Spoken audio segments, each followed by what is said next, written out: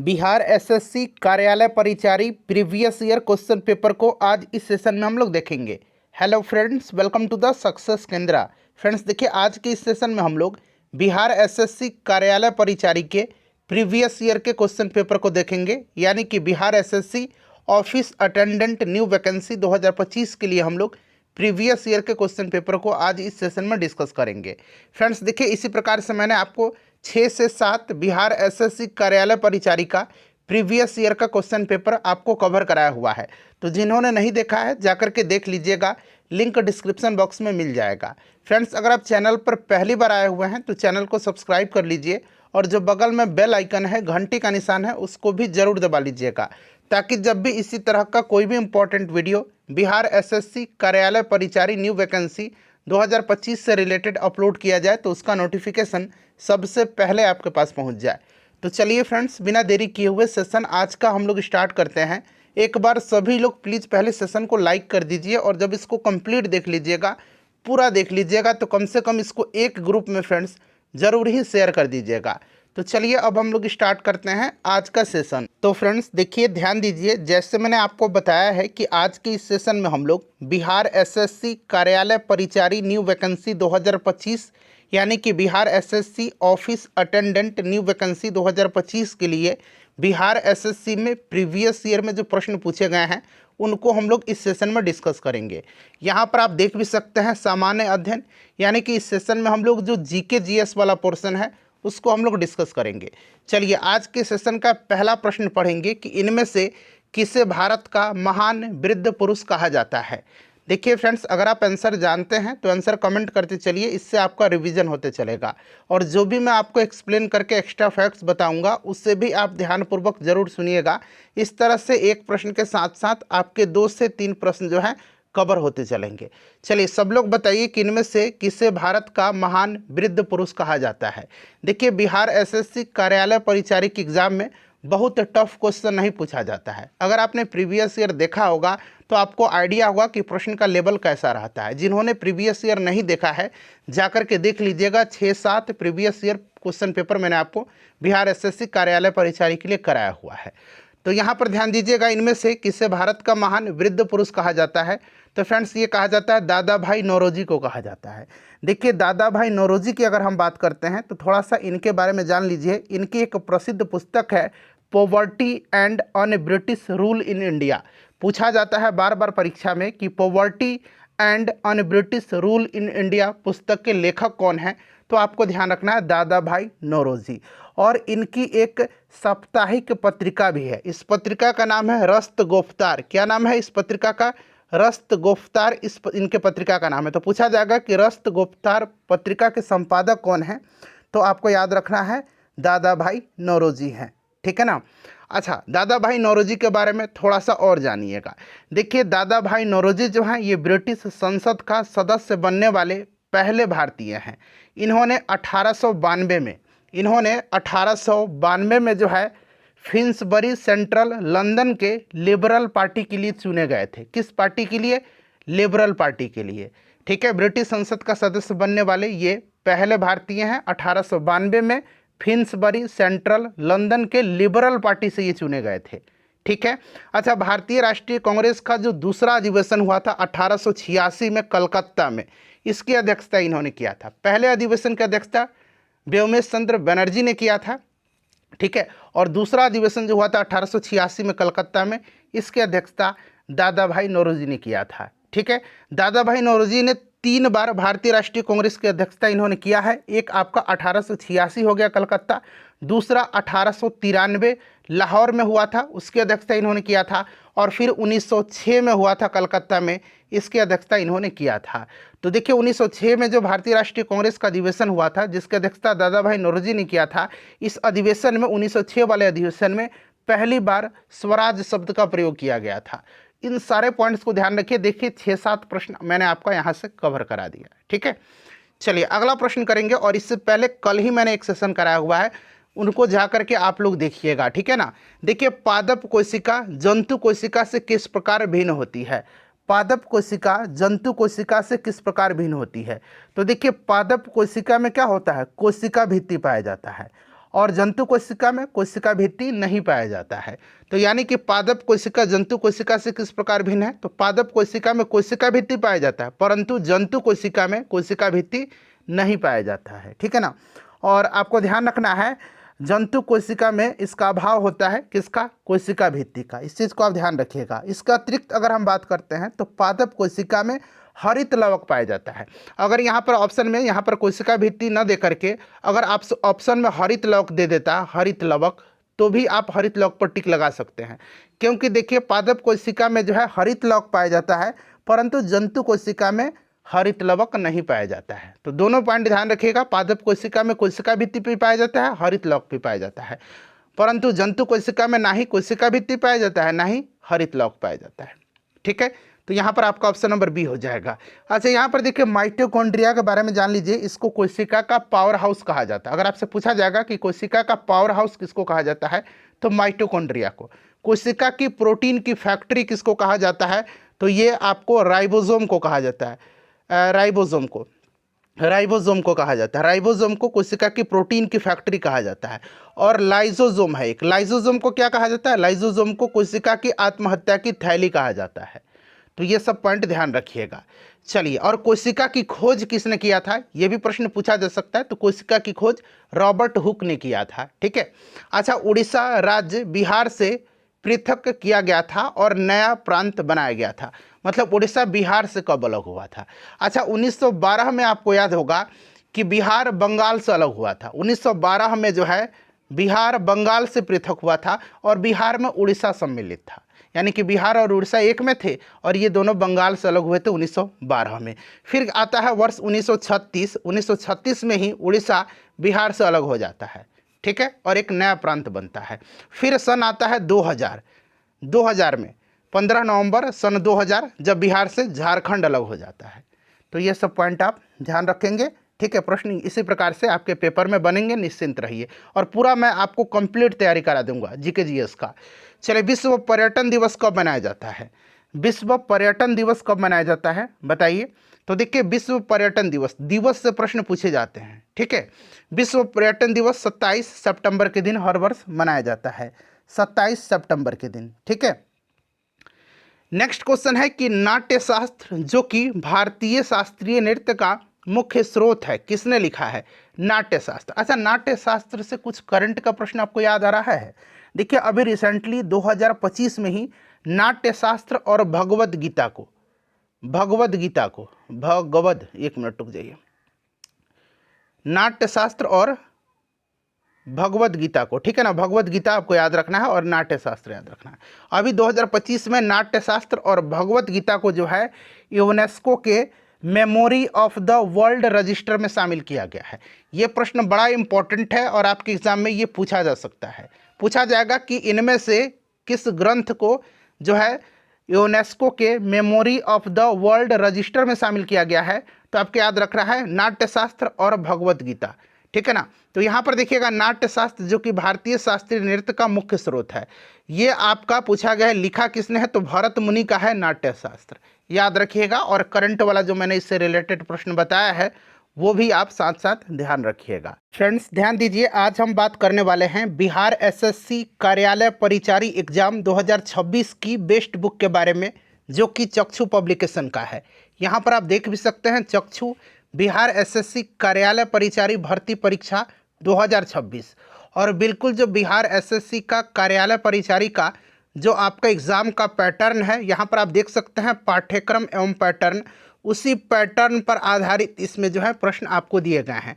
इस बुक की खासियत मैं आपको दिखा दे रहा हूँ फ्रेंड्स। यहाँ पर देखिए, नीचे आएंगे तो आप देख सकते हैं इसमें बिहार एसएससी कार्यालय परिचारी का प्रीवियस ईयर का 2 क्वेश्चन पेपर दिया गया है।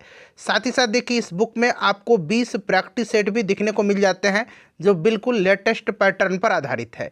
यहाँ पर देखिए, प्रीवियस ईयर का क्वेश्चन पेपर है और सबसे खास बात इसमें क्या है कि पूरा डिटेल में यहाँ पर एक्सप्लेनेशन के साथ आंसर दिया गया। आप देख सकते हैं सब कुछ यहाँ पर डिटेल में जो है एक्सप्लेनेशन के साथ आपको यहाँ पर आंसर देखने को मिल जाएगा। तो फ्रेंड्स देखिए, इस बुक को आप परचेज कर लीजिए और इस बुक के माध्यम से आप अपनी तैयारी को और भी मजबूत कर सकते हैं। चलिए देखिएगा कि मानव शरीर में रक्त का थक्का किस विटामिन से जमता है, किस विटामिन से बनता है भी है, ठीक है ना। देखिए रक्त का थक्का जो बनाने वाला विटामिन है इसका नाम क्या है, तो ये विटामिन के है। अच्छा, विटामिन के का अगर ऑप्शन में रासायनिक नाम दे देता, अगर विटामिन के ना दे करके इसका रासायनिक नाम दे देगा तो इसीलिए आप रासायनिक नाम भी याद रखिएगा। विटामिन के का रासायनिक नाम फिलोक्विनोन है। क्या है, यहाँ मैं लिख देता हूँ, फिलोक्विनोन है। क्या नाम है इसका, फिलोक्विनोन है विटामिन के का रासायनिक नाम। ठीक है।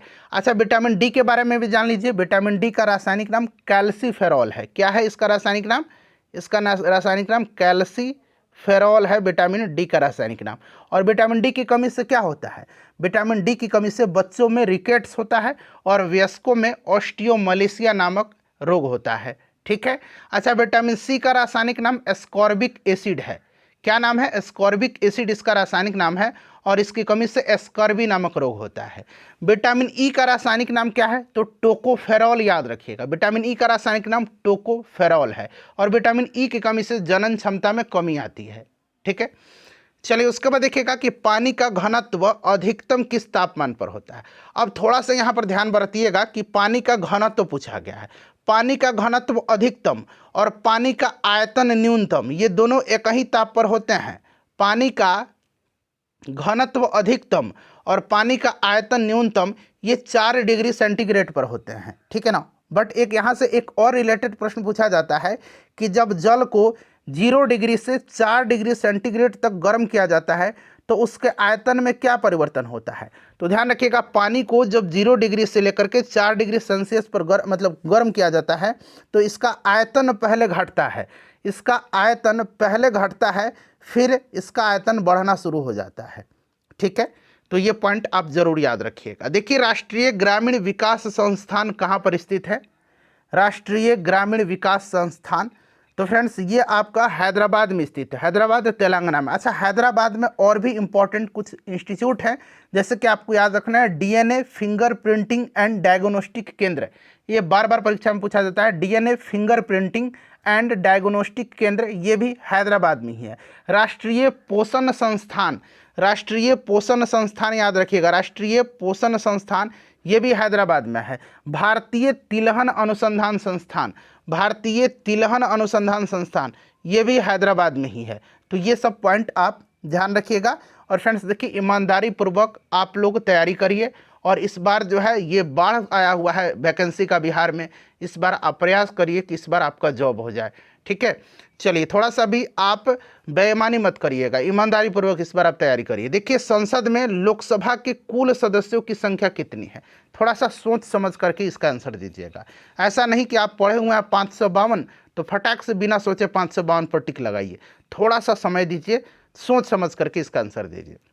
देखिए लोकसभा की अगर हम बात करते हैं तो लोकसभा में जो है अधिकतम सदस्य संख्या यहाँ पर पूछा गया है, मतलब कुल सदस्य संख्या कितना हो सकता है, कितना निर्धारित है। तो देखिए अगर हम बात करते हैं, थोड़ा सा ध्यान दीजिए, भारतीय संविधान का जो आर्टिकल 81 है, अनुच्छेद 81 है, इसके अनुसार लोकसभा की अधिकतम संख्या अब 550 हो गई है। पहले 552 था लेकिन अब 550 हो गई। अब आप पूछेंगे क्यों 550 हो गया है, तो आपको याद होगा कि 104वां जो संविधान संशोधन अधिनियम था उसके द्वारा जो है, जो एंग्लो इंडियन आंग्ल भारतीय के जो 2 सदस्य चुने जाते हैं वो प्रावधान अब इसको हटा दिया गया है, इसलिए अब 2 हटा दिया गया है। तो 552 से 2 हटा गया है तो 550 हो गया है। क्लियर हो गया। अच्छा, अगर राज्यसभा में पूछता कि अधिकतम, तो राज्यसभा में 250 है। क्लियर। चलिए उसके बाद देखिएगा, और यह 550 हो गया तो इसका स्ट्रक्चर क्या है, तो राज्यों का प्रतिनिधित्व करने वाले 530 सदस्य हैं राज्यों से और केंद्र शासित प्रदेश से 20 हैं। तो इस प्रकार से देख लीजिए 550 हो गए हैं। ठीक है, एंग्लो इंडियन हटा दिया गया है। चलिए पृथ्वी का निकटतम ग्रह कौन सा है, पृथ्वी का निकटतम ग्रह, और थोड़ा सा यहाँ पर और मैं आपको विस्तार से बताना चाहूँगा। देखिए एक प्रश्न पूछा जाता है कि सूर्य से दूरी के अनुसार ग्रहों का क्रम क्या है। तो मान लीजिए ये सूर्य है, सेंटर में आपका सूर्य हो गया, ये सूर्य हो गया। अब देखिए सूर्य से दूरी के अनुसार ग्रहों का क्रम, तो सूर्य से सबसे नज़दीक जो आएगा बुध आ जाएगा, ये क्रम में दूरी से बता रहा हूँ। बुध, बुध के बाद आपका आ गया शुक्र, शुक्र के बाद आ गया पृथ्वी, पृथ्वी के बाद आपका आ गया मंगल, मंगल के बाद आ गया बृहस्पति, यहाँ बृहस्पति इस तरह से लिख दे रहा हूँ। उसके बाद आ गया आपका शनि, फिर आपका आ गया अरुण और फिर आखिरी में वरुण। ठीक है ना, ध्यान रखिएगा। ये सूर्य से दूरी के अनुसार ग्रहों का क्रम है। तो प्रश्न इस प्रकार से कभी कभी पूछा जाता है कि सूर्य से दूरी के अनुसार ग्रहों का जो क्रम है उसमें पृथ्वी किस स्थान पर है, मतलब पृथ्वी का कौन सा नंबर है, कौन सा क्रम है। तो देखिए पहला, दूसरा और तीसरा, तीसरा क्रम पृथ्वी का है। इस प्रकार से पूछा जाता है कि पृथ्वी किन दो ग्रहों के बीच में है। तो आप देख सकते हैं पृथ्वी शुक्र और मंगल के बीच में है। प्रश्न ऐसे भी बनता है। ठीक है, सबसे निकटतम सूर्य का कौन सा ग्रह है, तो बुध है। सबसे दूरस्थ कौन सा है, तो वरुण है। ठीक है, और यहाँ पर पृथ्वी का निकटतम पूछा गया है तो शुक्र हो जाएगा। शुक्र को जो है पृथ्वी की जुड़वा बहन, पृथ्वी की भगनी, इन सब नामों से जाना जाता है। इसको सांझ का तारा, भोर का तारा भी कहा जाता है शुक्र को। और शुक्र ग्रह के पास कोई भी उपग्रह नहीं है, ये भी आप ध्यान रखिएगा। पृथ्वी का उपग्रह चंद्रमा है, इसी तरह से शुक्र के पास कोई भी उपग्रह नहीं है। चलिए उसके बाद देखिएगा कि पृथ्वी, यहाँ पर देखिए सूर्य और पृथ्वी के मध्य अधिकतम दूरी रहती है। अच्छा, पृथ्वी और सूर्य के बीच अधिकतम दूरी और एक न्यूनतम दूरी है, दोनों मैं आपको बता देता हूँ। न्यूनतम दूरी 3 जनवरी के दिन होता है और इसको बोला जाता है क्या, जो 3 जनवरी का न्यूनतम दूरी होता है उसको उपसौर बोला जाता है। क्या बोला जाता है, उपसौर बोला जाता है। और प्रश्न में अधिकतम पूछा गया 4 जुलाई के दिन होता है, इसको अपसौर बोला जाता है। तो पूछा जाएगा कि अपसौर की घटना कब होती है, 4 जुलाई। उपसौर की घटना कब होती है, 3 जनवरी। इस तरह से भी ध्यान रखिएगा। ठीक है, चलिए देखिए अगला प्रश्न है कि नागार्जुन सागर बांध किस नदी पर आधारित है, मतलब किस नदी पर स्थित है। नागार्जुन सागर, तो देखिए जहां भी अर्जुन आएगा ना, तो अर्जुन का संबंध महाभारत में किससे था, श्री कृष्ण से था। तो आप आंख बंद करके कृष्णा नदी लगा दीजिएगा। ठीक है, अच्छा एक अलमाटी बांध भी है।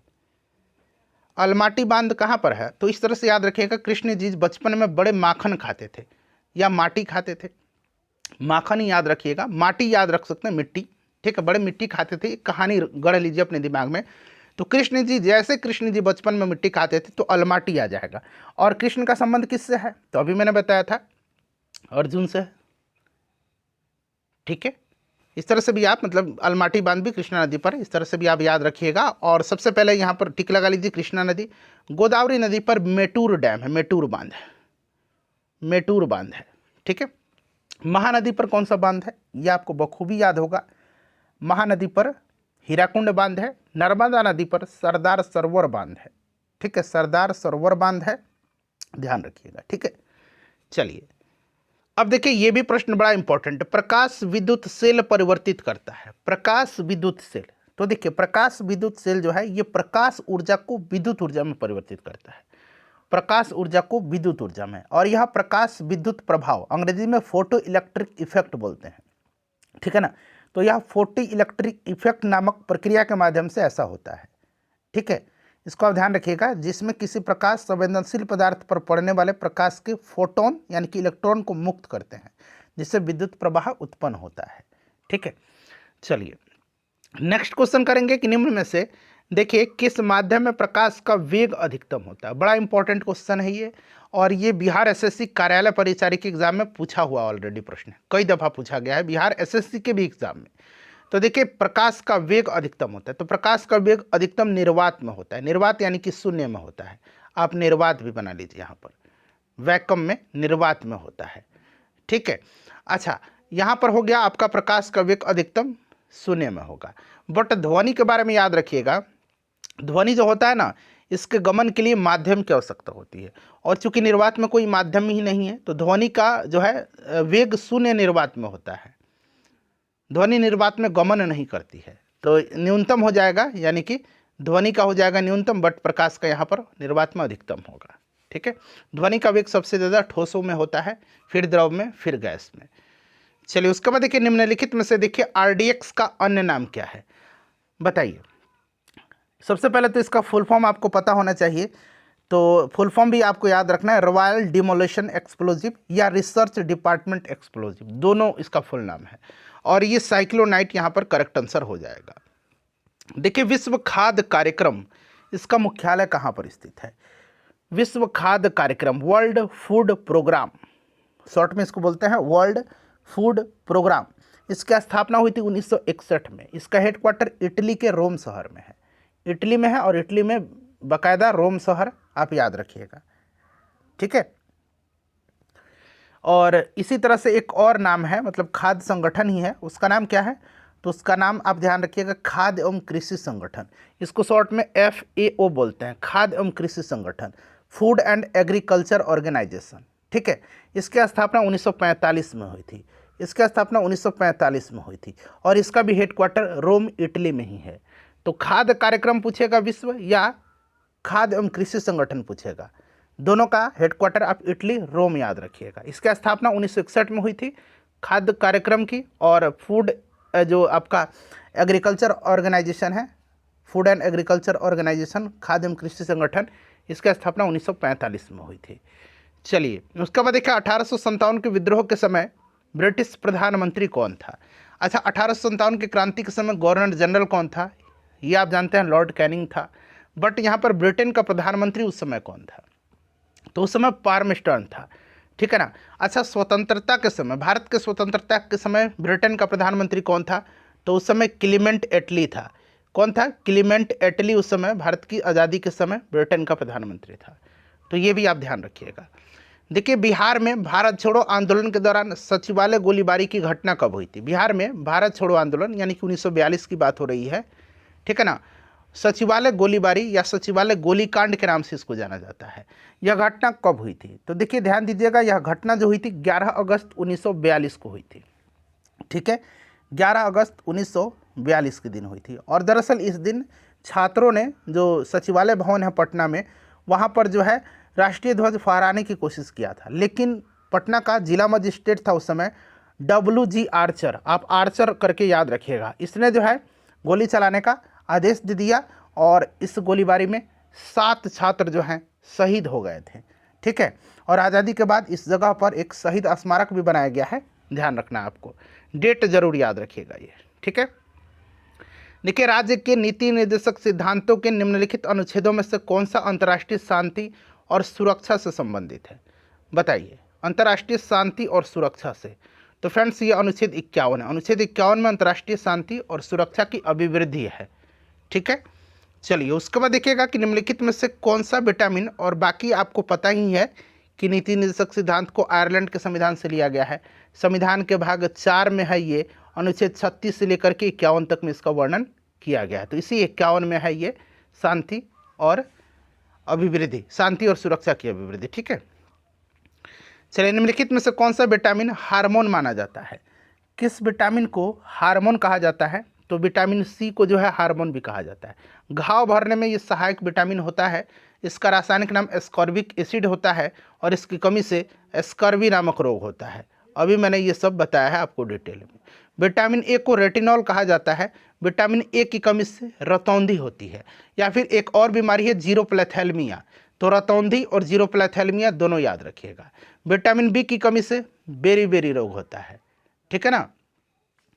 विटामिन D की कमी से, अभी मैंने बताया आपको, ध्यान से सुना होगा, रिकेट्स और ऑस्टोमलेशिया होता है।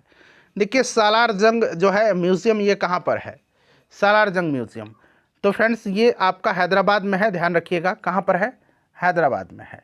ठीक है, चलिए उसके बाद देखिएगा कि शरीर में ऊतकों का निर्माण किससे होता है। शरीर में ऊतक का निर्माण बड़ा इंपॉर्टेंट क्वेश्चन है, थोड़ा सा ध्यान से सुनिए। देखिए शरीर में ऊतकों का निर्माण कोशिकाओं के समूह से होता है, यानी कि कोशिकाओं के समूह से होता है। तो प्रश्न इस प्रकार से भी पूछा जाता है कि कोशिकाओं के समूह को क्या बोलते हैं, तो कोशिकाओं के समूह को ऊतक बोला जाता है। अच्छा, ऊतकों का समूह क्या कहलाता है, तो ऊतकों के समूह को अंग बोला जाता है। रिपीट कर देता हूँ, कोशिकाओं के समूह को क्या बोलेंगे, ऊतक बोलेंगे। ऊतकों के समूह को क्या बोलेंगे, अंग बोलेंगे। और ऊतकों का निर्माण किससे होता है, तो प्रोटीन से मेनली होता है। किससे, प्रोटीन से होता है। और ये आपके ऊतक जो हैं ये समान संरचना और कार्य के लिए एक साथ मिलकर के काम करते हैं। जो कोशिका बनता है, समूह जो कोशिकाओं का होता है, जिससे ऊतक बनता है। ठीक है, इसको आप ध्यान रखिएगा। और विभिन्न प्रकार के ऊतक होते हैं। ठीक है, जैसे कि आपको संयोजी ऊतक आपने पढ़ा होगा, जैसे कि रक्त जो है एक संयोजी ऊतक है, कनेक्टिंग टिश्यू है। ठीक है, तो ये सब ध्यान रखिएगा।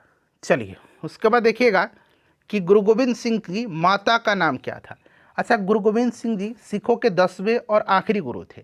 ठीक है ना। इनका जन्म 1666 में पटना में हुआ था, तो ये बड़ा इंपॉर्टेंट है। और ध्यान रखिएगा 1699 में इन्होंने खालसा पंथ की स्थापना किया था, खालसा पंथ की। ठीक है ना, खालसा पंथ की स्थापना किया था इन्होंने 1699 में। इनका जन्म हुआ था 1666 में। इनके पिता जो थे ये सिखों के 9वें गुरु थे, गुरु तेग बहादुर। गुरु तेग बहादुर के ये बेटे हैं गुरु गोविंद सिंह, और इनकी माता का नाम माता गुजरी था। माता गुजरी, माता गुजरी।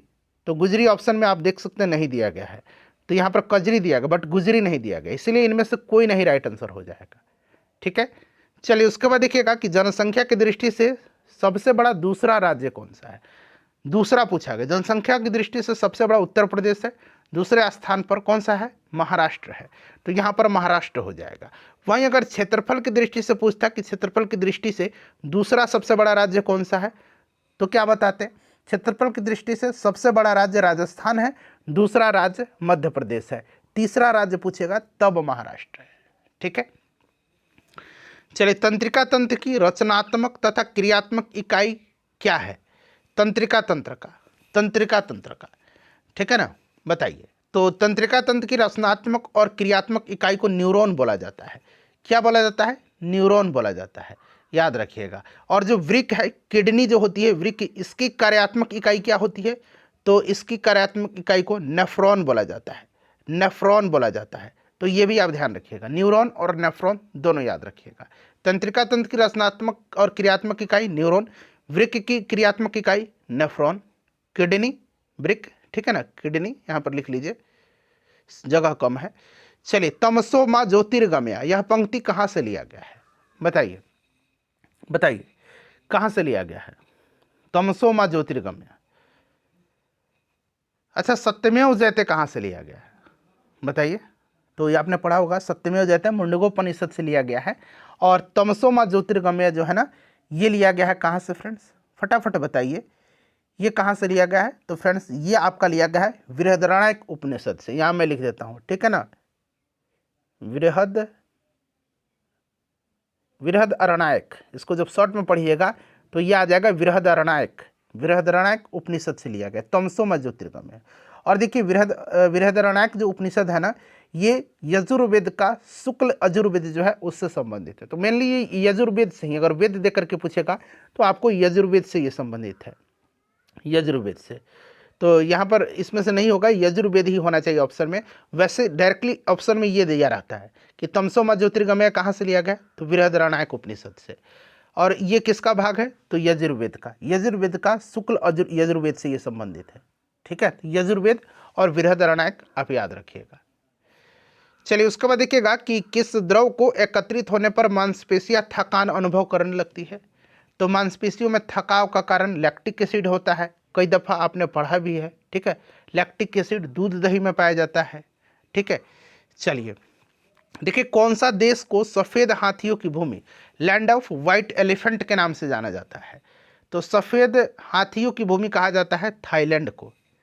ठीक है, अच्छा एक भूटान से संबंधित प्रश्न भी पूछा जाता है, तो भूटान को लैंड ऑफ थंडरबोल्ट कहा जाता है, लैंड ऑफ थंडरबोल्ट के नाम से जाना जाता है, थंडरबोल्ट के नाम से भूटान को।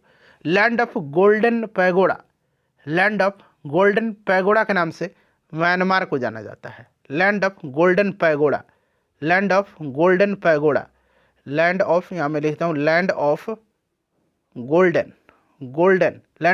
पैगोडा के नाम से म्यांमार को जाना जाता है, सब ध्यान रखिएगा। चीनी का कटोरा विश्व में क्यूबा को कहा जाता है। चलिए उसके बाद देखिएगा कि पोलियो के टीके की खोज किसने किया था, पोलियो के टीके की खोज। सबसे पहले जानिए टीका का खोज किसने किया था। सवाल ये आएगा कि डायरेक्टली पोलियो का टीका तो नहीं बना होगा, टीका का सबसे पहले टीका के बारे में खोज किया होगा, वैक्सीन के बारे में। तो टीकाकरण का खोज किया था एडवर्ड जेनर ने। टीकाकरण का खोज किसने किया था, एडवर्ड जेनर ने किया था, वैक्सीनेशन का खोज। और इसीलिए एडवर्ड जेनर को प्रतिरक्षा प्रणाली का जनक माना जाता है, इसीलिए इनको प्रतिरक्षा प्रणाली का जनक माना जाता है। अगर आपसे पूछा जाएगा कि प्रतिरक्षा प्रणाली का जनक किसको कहा जाता है, तो एडवर्ड जेनर को। ठीक है ना। और देखिए यहाँ पर पोलियो के टीके की खोज पूछा गया है, तो पोलियो के टीके की खोज जोनास साल्क ने किया था। ठीक है, चलिए रेबीज की टीके की खोज किसने किया था, लुई पास्चर ने किया था। ठीक है, चेचक के टीके की खोज एडवर्ड जेनर ने किया था। ठीक है, चेचक के टीके की खोज और टीकाकरण की खोज एडवर्ड जेनर ने किया था। पोलियो की टीके की खोज जोनास साल्क ने किया था।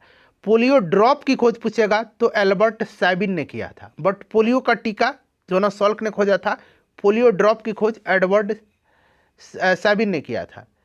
ठीक है, चलिए उसके बाद देखिएगा कि किस पाल शासक ने बौद्धों के लिए प्रसिद्ध विक्रमशिला विश्वविद्यालय की स्थापना कराया था। बताइए, विक्रमशिला, और एक नालंदा भी है। नालंदा की स्थापना कुमारगुप्त ने करवाया था और विक्रमशिला की धर्मपाल ने करवाया था। ठीक है, याद रखिएगा ये पाल वंश के शासक हैं, ध्यान रखिएगा, धर्मपाल। चलिए, एक स्वस्थ मनुष्य का जो है सामान्य रक्तचाप कितना होता है, बताइए। स्वस्थ मनुष्य का रक्तचाप तो 120/80 होता है। 120 जो होता है ना, इसको क्या बोला जाता है, तो 120 को बोला जाता है, बताइए, सिस्टोलिक बोला जाता है। इसको सिस्टोलिक बोला जाता है, सिस्टोलिक। ठीक है ना, इसको सिस्टोलिक, और 80 को डायस्टोलिक बोला जाता है, इसको डायस्टोलिक बोला जाता है। ठीक है, दोनों ध्यान रखिएगा। चलिए, और मनुष्य का जो रक्तचाप है ये नापा किससे जाता है, तो एस्फिग्मोमैनोमीटर से। एस्फिग्मोमैनोमीटर से मापा जाता है, एस्फिग्मोमैनोमीटर से। ठीक है, ये भी आप ध्यान रखिएगा, ब्लड प्रेशर। चलिए देखिए, बगलिहार हाइडल परियोजना जो हाल ही में खबरों में थी, किस नदी पर बनाई जा रही है। उस समय का करंट का क्वेश्चन हो सकता है, बट ये स्टैटिक जीके भी होगा कि बगलिहार परियोजना किस नदी पर है, तो ये चिनाब नदी पर है, ध्यान रखिएगा, चिनाब नदी पर है। चलिए उसके बाद देखिएगा कि निम्नलिखित में से कौन सा एक हाइड्रोजन का समस्थानिक नहीं है। तो हाइड्रोजन के 3 समस्थानिक हैं, आपको याद होगा कौन कौन से, तो एक आपका प्रोटियम, ड्यूटेरियम और ट्राइटियम, ये 3 समस्थानिक है, प्रोटियम, ड्यूटेरियम और ट्राइटियम। इट्रियम नहीं है, इट्रियम नहीं है, तो यहाँ पर ऑप्शन नंबर, यहाँ पर बी राइट आंसर हो जाएगा। ठीक है, चलिए उसके बाद देखिएगा कि भारतीय संविधान की प्रस्तावना में पंथ निरपेक्ष शब्द किस संशोधन द्वारा जोड़ा गया, बताइए। तो आपको याद होगा 1976 वाला संविधान संशोधन, ये दरअसल 42वां संविधान संशोधन था, और इसी के तहत जो है संविधान की प्रस्तावना में मात्र एक बार संशोधन हुआ है, मात्र एक बार प्रस्तावना में 1976 में 42वां संविधान संशोधन के माध्यम से हुआ, केवल एक बार प्रस्तावना में, याद रखिएगा। और इसी के अंतर्गत जो है प्रस्तावना में समाजवादी, पंथ निरपेक्ष और अखंडता शब्द जोड़े गए थे। तीनों शब्द याद रखिएगा, समाजवादी, पंथ निरपेक्ष और अखंडता शब्द जोड़े गए थे। साथ ही साथ जो है मूल कर्तव्य को भी 42वां संविधान संशोधन 1976 के अंतर्गत ही जोड़ा गया था। ठीक है, ध्यान रखिएगा, इसीलिए जो है व्यापक संशोधन हुआ था, इसीलिए 42वां संविधान संशोधन को लघु संविधान यानी कि मिनी कॉन्स्टिट्यूशन कहा जाता है। तो पूछा जाएगा कि लघु संविधान किसको कहा जाता है, कि संविधान संशोधन को, तो 42वां कब हुआ था, 1976। ठीक है, चलिए उसके बाद देखिएगा कि एल्केनों का प्रतिनिधित्व करने वाला सामान्य सूत्र, यानी कि एल्केन, आपने एक एल्केन पढ़ा होगा, एक एल्कीन पढ़ा होगा और एक एल्काइन पढ़ा होगा, पढ़ा है ना, एल्काइन। तो एल्केन का, अब देखिए ये आपका एल्केन का सूत्र हो गया CnH2n+2, ये आपका एल्कीन का सूत्र हो गया, और CnH2n-2 जो हो गया ये एल्काइन का हो गया। तीनों आप ध्यान रखिएगा। चलिए, भारतीय राष्ट्रीय कांग्रेस का लाहौर अधिवेशन कब हुआ था, तो लाहौर अधिवेशन आपको बखूबी याद होगा फ्रेंड्स, क्योंकि लाहौर अधिवेशन में ही जो है आपको ध्यान होगा कि पूर्ण स्वराज का प्रस्ताव पारित किया गया था, और लाहौर अधिवेशन 1929 में हुआ था। इसकी अध्यक्षता पंडित जवाहरलाल नेहरू जी ने किया था। ठीक है, पूर्ण स्वराज जो है का प्रस्ताव पारित हुआ था इसी लाहौर अधिवेशन में। चलिए उसके बाद देखिएगा कि निम्नलिखित में से कौन सा एक यशद पुष्प फिलोस्फर उल कहलाता है, अंग्रेजी में इसको फिलोस्फर उल बोला जाता है, यशद पुष्प हिंदी में। ठीक है ना, ये कहा जाता है किसको, ZnO को कहा जाता है, ZnO को, यानी कि जिंक ऑक्साइड को कहा जाता है, फॉर्मूला सहित याद रखिएगा, इसी को फिलोस्फर उल कहा जाता है। चलिए, घाव का शीघ्रतम से भरना होता है किस विटामिन से, घाव का शीघ्रतम से भरना, तो घाव भरता है शीघ्रतम विटामिन सी से। विटामिन सी अभी मैंने बताया है विटामिन सी के बारे में पूरे डिटेल में, स्कॉर्बिक एसिड रासायनिक नाम है, स्कर्वी होता है। ठीक है, इसकी कमी से। चलिए उसके बाद देखिएगा कि इनमें से किसने आनंद मठ लिखा है। एक प्रश्न मैं ऑलवेज आपसे पूछता हूँ हर सेशन में, इसका आंसर आप लोग कमेंट करके बताइएगा, अपना स्कोर भी बताइए, मैं प्रश्नों की संख्या बता दूंगा आपको। देखिए, भारत का संविधान अंगीकृत हुआ और अस्तित्व में आया, यानी कि अंगीकृत कब हुआ और अस्तित्व में कब आया, ये दोनों बताना है। तो अंगीकृत हुआ था 26 नवंबर 1949 को, इसलिए 26 नवंबर को प्रत्येक वर्ष संविधान दिवस मनाया जाता है। 26 नवंबर 1949 को अंगीकृत हुआ था और 26 जनवरी 1950 को जो है ये अस्तित्व में आ गया। ऑप्शन नंबर यहाँ पर ए राइट आंसर हो जाएगा। चलिए उसके बाद देख लीजिएगा कि 1905 में लंदन में होम रूल सोसाइटी की स्थापना किसने किया था। 1905 में कहाँ पर, लंदन में होम रूल सोसाइटी की स्थापना तो ये श्यामजी कृष्ण वर्मा ने किया था, ध्यान रखिएगा। फ्रेंड्स इसमें हम लोगों ने 41 प्रश्नों को कवर किया हुआ है। सेशन को लाइक कर दीजिए, पिछला सेशन आपने नहीं देखा है तो जा करके देख लीजिएगा। वीडियो को लाइक कर दीजिए और एक ग्रुप में इसको शेयर कर दीजिए।